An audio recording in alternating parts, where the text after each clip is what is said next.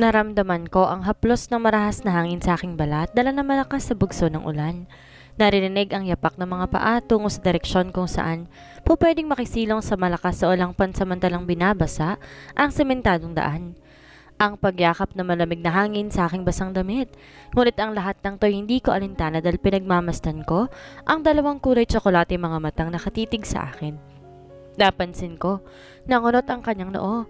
Huli na mapagtanto kong marahil nagtataka siya, ba't ko tinitigan ang kanyang mga mata. Naparano ako at biglang yumuko dahil sa hiyang nararamdaman. Sa aking pagyuko, doon lang rumihistro sa akin na nasa gitna pa rin pala kami ng ulan. Napaangat ako ng tingin, binaling sa ibang direksyon ng aking mukha. Aalis na sana ako at naisipang magpabasa na lamang sa ulan nang napansin kong nababasa ng manggas ang damit ng taong nasa aking harapan. Kaya gumilid ako.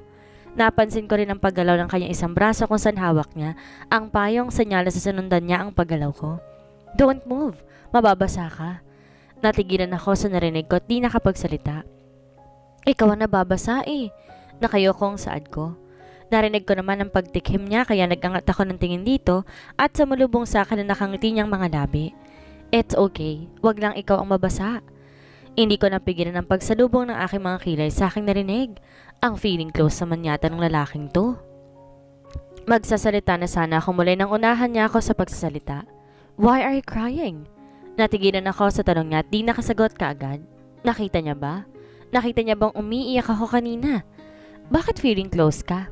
A smile flashed on his lips and I noticed his dimples on his left cheek. Napaiwas ako ng tingin dahil may naalala akong tao dahil sa dimple niya. Naputo lang dapat niyang sasabihin nang marinig namin ang isang sigaw na nagpatigil sa amin dalawa. Napatingin ako sa likod at napansin ko ang nagmamadaling mga lalaking papunta sa aming direksyon. Napaatras ako dahil sa gulat nang bigla akong itulak ng mga nakaputing mga lalaki na akala mo may ginawa akong masama. Ngunit marahas ako napabalik sa pwesto ko nang bigla akong hatakin ito pabalik. What the hell are you doing? Napatras ako muli sa biglang pagsigaw ng lalaking aking kaharap. Sorry po sir. Napalakas lang po ang tulak ko sa kanya, hindi ko po sinasadya. Sambit nito sa kinakabahang tono. Okay lang ako. Bulong ko at nganitian siya. Napansin ko naman ang paglambot ng kanyang mukha, kaya yumuko na ako. Sir, tara na po. Lumalakas sa pong ulan. Nababasa na po kayo. Napatingin naman ako sa lalaking kaharap ko at napansin ko ang kanyang sulyap. At nung napansin niyang tinititigan ko siya, iniiwas niya sa akin ang kanyang paningin. Anong problema niya? Yeah, let's go, ani niya. Aatrasan ako para mabigyan siya ng daan ngunit nagulat na lamang ako nang bigla niya akong hatakin palapit sa kanya. Naramdaman ko ang paglapat ng aming mga balat. Natigilan ako dahil doon. Ang smooth ng balat niya. Nakakahiya. Lalayo sana ako ngunit hinawakan niyang braso ko at nagsimula maglakad. Kaya wala akong nagawa kundi magpatianad na lamang. Nakayuko ako habang naglalakad dahil nararamdaman ko ang matatalim na titig ng mga trabahanteng babae na aking pinagtaka dahil wala naman akong ginawang masama. Nang makarating na kami sa may waiting shed, napansin ko ang pagbigay daan ng mga tao doon na parang iginagalang nila ang taong kasama ko ngayon. Lalo ko nagtaka dahil doon. Habang naghihintay kami, hindi ko maiwasang magtaka kung sino ba tong lalaking katabi ko. Sino ba siya? Isa ba siya sa mga nakakataas sa kumpanya ng mga Galvez? Natigil ang pagtatanong ko sa aking isipan na bigla siya nagsalita. Are you cold? Napamaang ang aking labi dahil sa tanong niyang iyon. Hindi ko ina-expect na tatanong niya yun sa akin, kaya hindi ako nakasagot kaagad. Anoni, call my secretary and tell her to bring some clothes here. Sambit ito sa seryosong tono. Yes po, damit niyo po ba sir? Kinakabahang tanong ng lalaking kausap niya. For girls' clothes, don't you dare ask any questions and do your job. Sigaw nito sa lalaki. Yes sir. Nakita ko mabilis ang paglisan niya at pumunta sa gilid. Nagsimulang tumipa sa kanyang cellphone. Sa paglipas ng ilang minuto, tumila ng kaninang malakas na ulan. Napansin ko na medyo tumitila ng ulan, nagmamadali ang mga kasama namin dito. Na umalis kahit umaambon pa. Nung makita ko na kami na lang tatlong naririto, iahakbang ko na sanang aking paa nang makalis na ako rito Biglang nagsalita ang lalaking katabi ko na hanggang ngayon hindi ko mawari kung bakit feeling close siya sa akin. Stay where you are. Sambit ito sa barito ng boses. Natigil naman ang aking paghinga sa kanyang sinabi at tila nagbalak pang umimik. Tuluyan ng tumila ang ulan at mula sa malayo nakikita ko ang isang babae nagmamadali ng pumunta sa aming direksyon. Pinagbastan ko siya at di malaman ang dahilan. Gumaan ang aking pakiramdam. Dahil sa nakikita ko ngayon. Nakakatuwa siyang pagmasdan. Nahirap sa kanyang dala. Nagkanda hulog-hulog ang ilan sa mga dala nito. At ating mahuhulog ang mga bitbit niya, haharap to sa amin at magpi-please sign. Nakakatuwa siya. Nang malapit na siya sa amin, doon ko lamang napansin na maganda siya. Naka-white 3/4 blouse and a black pencil cut skirt. Nakakapukod rin atensyon ang kanyang pangnipit sa buhok sa gilid ng ulo ng kulay blue. Boss, nandito na po ang kailangan ninyo. Nakangiting saad niya. Ngunit kapansin-pansin na pilit lamang ito. Give it to her. Nakita kong sinilapan ako ng babaeng kararating lamang at pasimple akong nitian. Natuwa naman ako dahil doon kaya ngumiti rin ako sa kanya. Pabalik. Bumalik ang atensyon naming dalawa sa lalaking katabi ko nang magsalita siyang muli. Ikaw na ang bahala sa kanya. Nakatoon ang mga mata ng lalaking katabi ko sa babaeng kaharap namin na ngayon namumula. Something is fishy. Sige boss, ako nang bahala. Pagkatapos yung sabihin, tiningnan pa ako muli ng lalaking katabi ko at sabay umalis na. Pagkaalas niya nagsalita kagad ng babaeng kaharap ko. Hi, ang pretty mo naman. Nakangiting sabi niya sa akin. Nakita ko namang pinagmamasdan niya ako sa nanlalaki niya mga mata. Hindi naman, ikaw nga maganda sa ating dalawa eh. Natatawa kong saad. Wusyo ka, alam ko naman hindi yan true. Natawa ako sa kanyang tinuran kahit nakita ko naman ang mga nanlalaking mga mata niya. Ang pretty mo talaga. Pero mamaya na tayo nag-chit-chat. Palapit ka muna ng damit ha? Tingnan mo, basang sisiw ang peg mo. Sabi niya. Sige, tara sa comfort room. Kapansin-pansin pa rin na magaganda niyang ngiti na hindi na ata nawala simula kanina. Makalipas ang ilang minuto nakabihis na ako. Hindi ako komportable sa suot ko dahil hindi ako sanay mag-dress. Pinagmamasan ko ngayon ang aking reflection sa salamin. I am wearing a white dress below the knee na pinares ng black tall shoes. Pagkatapos kong siguraduhin na okay na ako, lumabas din ako sa comfort room at hinanap si Camila. Noong papunta kami dito sa comfort room, nagpakilala siya sa akin habang naglalakad kami. Nalaman ko na sekretary pala siya ng lalaki kanina. Hindi ko pa alam kung anong posisyon niya nasa kumpanya ng Galvez dahil hindi sinabi sa akin ni Camila at malalaman ko rin naman. Daw. OMG, ang ganda mo talaga. Heist. Nakita ko namang nalungkot siya kaya't sinabi ko rin sa kanya na maganda rin naman siya. Aw, thank you. Mana sa'yo. Kinindatan niya pa ako at parehas kaming natawa sa mga pinagagawa niya. Let's go. Iatid na kita sa kantin. Papunta rin talaga ako doon dahil nagugutom na ako. Tango lang ang aking isinagot sa kanya at pagkatapos nun, nagsimula na kami maglakad. Malapit na kami sa kantin nang may narinig kami nag-uusap sa may harapan. Pagkaliko namin, kaya umatras kami ng kaunti ni Camila dahil ayaw rin namin dumaan na muna doon. Lalo na't yung lalaking tumulong sa akin kanina ang nag-uusap sa taong kaharap niya. Hindi ko makita kung sinong kausap ito pero base pa lamang sa tono ng lalaking tumulong sa akin, galit to sa kausap niya. Just shut up bro. Dinig namin ang pag-uusap nila dahil malapit lamang kami sa kanila at echo pa ang lugar ko sa nasan kami ngayon. Tss, aalis na ako. Wala akong makukuha ang matinong sagot sa'yo eh. Basta binalaan na kita. It's your choice kung di ka pa rin titigil sa mga pinagagawa mo. Maliman na makinig sa usapan ng iba, ngunit wala kami ibang pagpipilian kundi maghintay na lamang hanggang umalis sila. Wait, who's the girl earlier? Do you know her? What? That goddammit, seen in the rain with the girl. Natigilan ako sa narinig ko. Narinig ko rin ang pagsinghip ni Camila sa gilid ko. Oh, her? Why are you cursing? Baka pag nalaman mo totoo, magpasalamat ka pa sa akin na tinulungan ko siya. Anong sinasabi niya? Busy ako sa pakikinig sa usapan ng dalawa, pero bigla ako nakaramdam na malakas na pwersa sa aking likod at nakita na lang aking sariling napasubsob sa semento. Umupo naman ako, agad at binagbagan ng nadumihan kong damit. Sinulyapan ko si Camila at halata mula sa ekspresyon ng mukha niya, ang takot at kaban ay pinagtataka ko. May katabi rin siyang lalaki ngayon na gulat din sa nangyayari, ngunit huli na mapagtanto ko na may dalawang tao pala sa harapan ko. Naparanok ako sa kabang nararamdaman at ipinikit ng marin ang mga mata ko. Ibinukas kong muling aking mga mata at napanda akong aking paningin sa lalaking mahal ko. Zaidan, masyadong tahimik. Hindi ako makahinga sa kabang nararamdaman ko. Nakikita ng dalawang mata ko ang pagtataka sa kanyang mukha. Ang mga kilay niya magkasalubong. Ang nakakunot niyang noo dahil sa pagtataka kung bakit at ano ang ginagawa ko. Lahat iyon nakikita ko. Tinitigan ako ng mga mata niyang di na ako nakikilala. Nasa isip niya ngunit hindi na dahil mahal niya ako, kundi dahil sa pagtataka ko sinong babaeng nasa harapan niya. Masaya ako makita siya, ngunit nasasaktan din ako dahil hindi niya ako kilala. Nakita ko iniwas niya ang paningin sa akin. Kumirot ang puso ko na tila alam niya ang nararamdaman ko. Hindi ko maiwasang mapayo ko. Ang sakit. Ang mga kilay niya magkasalubong. Nakakunot niyang nodal sa pagtataka kung bakit ito lang ginagawa ko. Lahat ng iyon nakikita ko. Tinititigan ako ng mga mata niyang di na ako nakikilala. Nasa isip niya ngunit di na dahil mahal niya ako kundi dahil sa pagtataka kung sinong babaeng nasa harapan niya. Masaya ako makita siya ngunit nasasaktan na rin dahil di niya na ako kilala. Nakita kong iniwas niya ang paningin sa akin. Kumirot ang puso ko na tila alam niya ang nararamdaman ko. Hindi ko maiwasang mapayo ko. Ang sakit.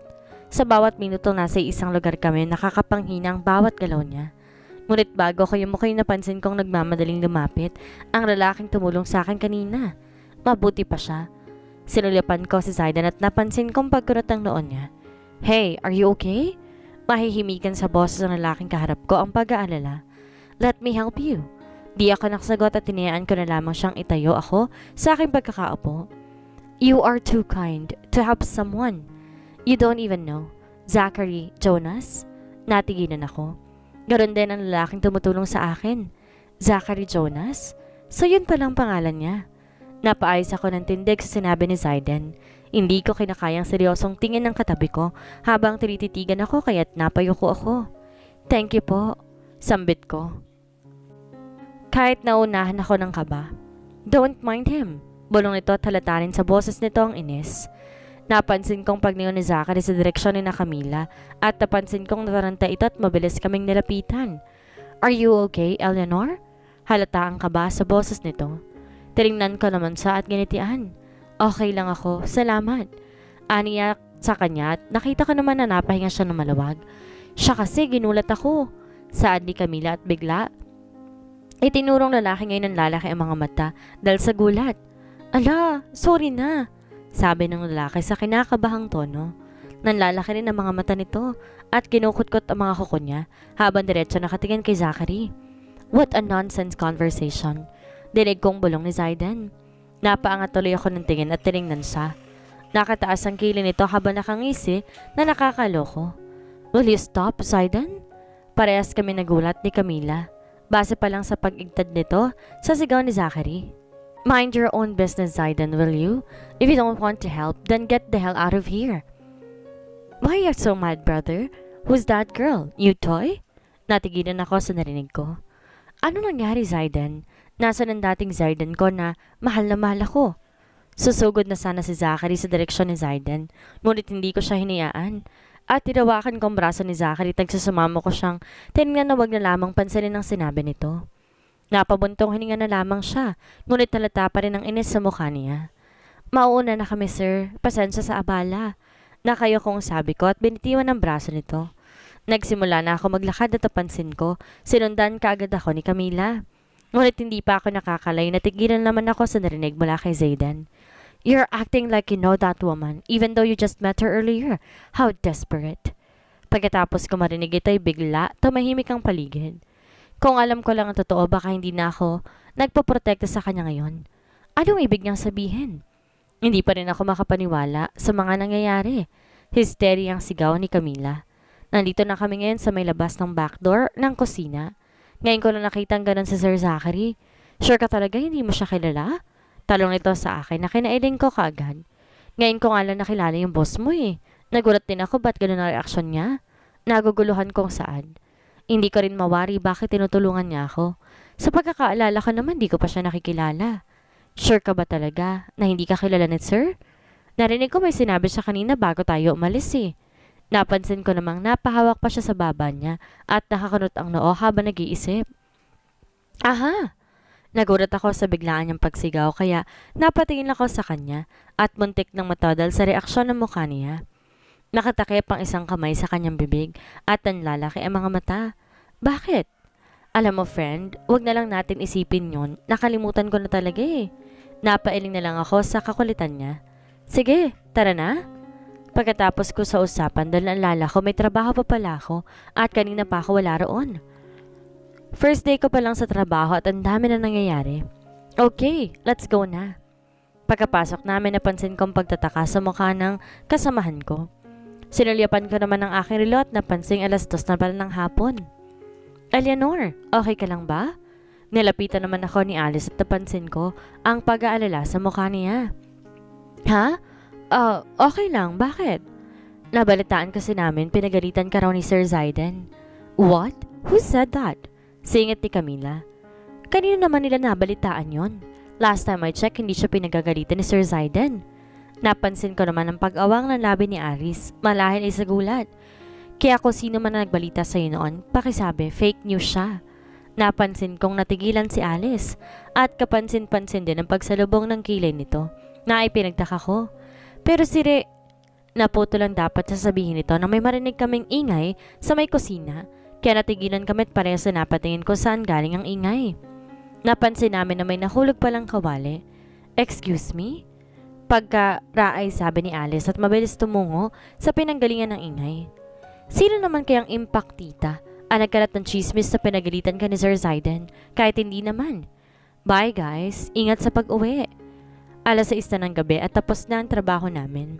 Napuno ako kanina sa mga tanong ng kasamahan ko kung ano ba ang nangyari at nabalitaan nga rin nila yung scene in the rain namin ng lalaking iyon. Napag-alaman ko rin na magkapatid pala sila ni Zayden at nakatatandang kapatid pala nito ang lalaki. Zachary Jonas kung tatawagin sa kanyang pangalan. Kaya pala kung titigan ako kanina ng babae, galit na galit. Di ko naman pinagtaka yun, lalo pa nga't sa kagapuhang taglay din ng lalaking yon. Tss, magkapatid nga sila ni Zayden. Hindi ka pa ba uuwi, Eleanor? Nagulat ako sa biglaang pagsulpot ni Alice sa likuran ko at ganon din siya nung napaharap akong bigla sa kanya. Hindi pa. Inintay ko pa si Nanay Helen dahil sabay daw kaming uuwi. Ikaw? Inintay ko pa si Papa eh. Saan nito tinignan pa ang kanyang relo. Di rin nagtagal narinig na namin ang tunog ng motor at napansin kong tuwa sa mukha ni Alice. Si Papa niya na siguro. Nagpaalam na rin to sa akin at ngayon mag-isa na lamang ako. Natagalan si Nanay Helen sa loob dahil may kinakausap pa siya. Ngunit natigilan ako na mapansin ko ang 2 bulto ng tao na nag-uusap medyo malayo sa direksyon ko. Kahit malayo sila mula rito sa aking kinatatayuan, kitang-kitang 2 mata ko na si Zayden iyon. Kailan ka ba talaga titigil? Kakatitig kay Zayden. Bigla ako napatingin sa likuran nang marinig ko ang tanong na iyon. Nakilala ko agad ang boses nito dahil sobrang mahinahon ang pagkakatanong nito. Ano ibig mong sabihin? Akala mo ba hindi ko alam? Nangurot ang noo ko sa pagtataka sa mga sinasabi niya at agad ko namang napansin na nakataas sa isa niyang kilay. Ano to, Rhea? Nagmamaang-maangan ka pa? Hanggang ngayon di pa rin ako makapaniwala sa nakikita ko. Masamang tingin na pinupukol ni Rhea sa akin at hindi ko mawari kung anong pinupunto niya. Nawala na ang maamong Rhea na kaninang hinahangaan ko. Bakit ka ba nagkakaganito, Rhea? Hindi kita maintindihan. Ano ba ang pinupunto mo? Si Zayden. Okay, ano meron kay Zayden, Rhea? Akala mo ba hindi ko alam na kaya ka lang nagtatrabaho dito para makita mo lang si Zayden at para maakit mo siya? Natigilan ako sa sinabi niya. Paano niya nalaman ito? Maaakit? Hindi makapaniwalang bulalas ko at napansin ko ang pag-irap ng mga mata nito. Yes, akin lang si Zayden so you better back off. Sige, ituloy mo. Matagal na rin akong di nakakasampal ng makapal na mukha. Napaawang ang labi niya sa gulat at nanlalaki ang mga mata nito akong tinitingnan. Kayo ba ni Zayden? Umayos ka sa sagot mo kung ayaw mo makita ang sarili mo sa sementong tinatapakan ng mga paa mo. No, pero akin lang siya. Hindi ka ba tinuruan ng mga magulang mo na wag mang angkin ang hindi naman sa'yo? Hindi mo siya pagmamayari kaya wala kang karapatan. But I love him. Mahal mo lang siya, pero hindi mo pag-aari. Ano ang ibig sabihin nito? Magkasabay kami natigilan ni Rhea sa gulat sa taong sumingit sa aming usapan. Kita ko mula rito ang takot sa mga mata ni Rhea habang tinitingnan ang lalaki sa aking likuran. Dahan-dahan naman ako napaharap at halos mapaatras siguro at na makumpirma nga na siya ito. Niloloko mo lang pala ako, Rhea. All this time, lahat ng pinaparamdam mo hindi pala totoo. Babe, nagtiwala ako sa'yo, pero lolokohin mo lang pala ako. Napanunok ako sa kabang nararamdaman ko at halos yakapin ang taong nasa harapan nang mapansin kong galit sa mga mata nito.